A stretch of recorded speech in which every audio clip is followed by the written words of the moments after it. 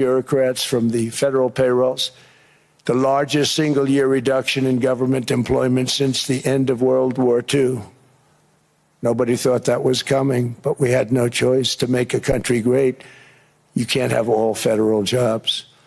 We've cut federal spending by $100 billion and slashed the federal budget deficit by 27% in the single year. It's going to go down quite a bit more from that, driving inflation way down from the record highs of the Biden administration.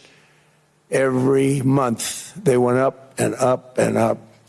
I promised to cut 10 old regulations for every single new regulation, but instead I've cut, actually till this point, 129 regulations for every one new regulation approved. So every time they come in with a new regulation, we do at least 10, but so far it's averaging out to 129, if you can believe it.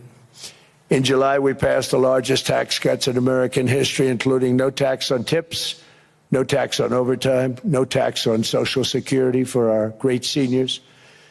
We also provided 100% expensing, that's the one they like, and bonus depreciation for all new equipment and capital investments to help companies expand and shift production to America. They are so in love with that. They build a plant, they're able to deduct it immediately, the whole thing, rather than waiting 38 to 41 years in the old days. This is a miracle taking place. Nobody thought it would ever be done by any country, but it's done by us. It was what made my first term the most successful four-year term that we've ever had from a financial standpoint. And now we've upped it. This is a 10-year program, not a one-year program.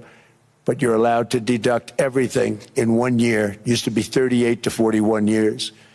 With tariffs, we've radically reduced our ballooning trade deficit, which was the largest in world history. We were losing more than $1 trillion every single year, and it was just wasted. It was going to waste.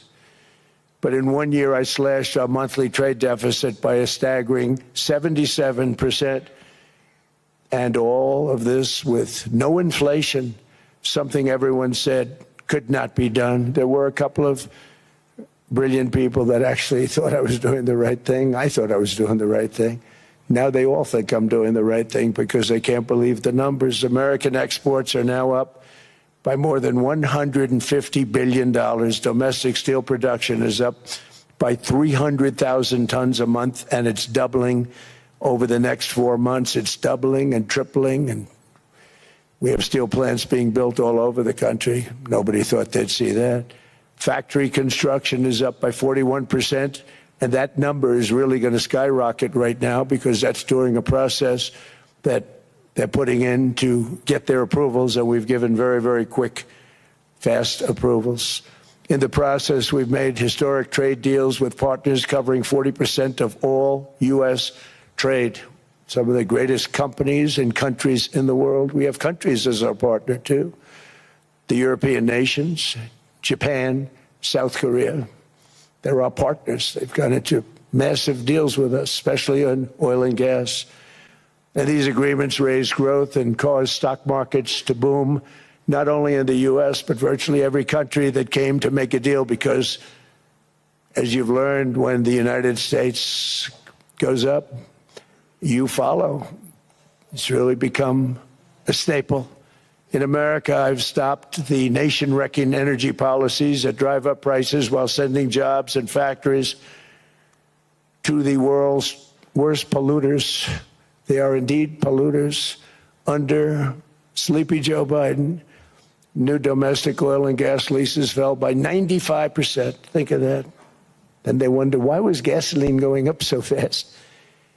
The gasoline actually topped $5 a gallon, and some places $7 a gallon, and more than 100 major power plants were violently shut down by incompetent people that had no idea what the hell they were doing. Under my leadership, U.S. natural gas production is at an all-time high by far. U.S. oil production is up by 730,000 barrels a day, and last week we picked up 50 million barrels from Venezuela alone. Venezuela has been an amazing place for so many years, but then they went bad with their policies. 20 years ago, it was a great country, and now it's got problems, but we're helping them. And those 50 million barrels, we're going to be splitting up with them, and they'll be making more money than they've made in a long time. Venezuela is going to do fantastically well. We appreciate all of the cooperation we've been giving. We've been giving great cooperation. Once the attack ended, and they said, let's make a deal. More people should do that. But Venezuela is going to make more money in the next 6 months than they've made in the last 20 years. Every major oil company is coming in with us. It's amazing. It's a beautiful thing to see.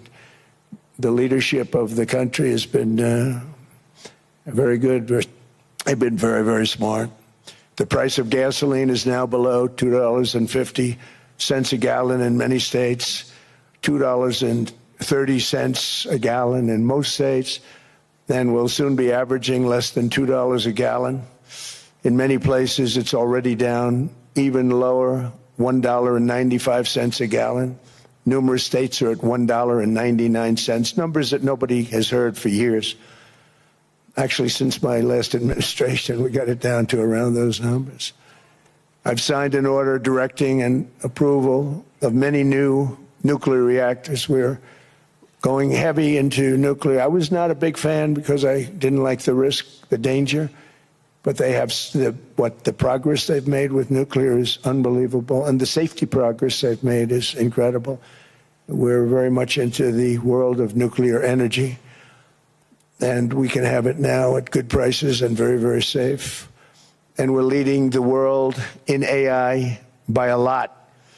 We're leading China by a lot. I think President Xi respects what we've done, in part because I've allowed these big companies building these massive buildings to build their own electric capacity. They're building their own power plants, which when added up is more than any country anywhere in the world is doing. I read recently an article in the Wall Street Journal that China's creating so much energy, and they are. I got to hand it to them.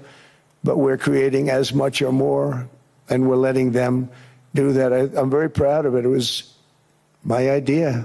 I said, you can't create this much energy. We needed more than double the energy currently in the country just to take care of the AI plants.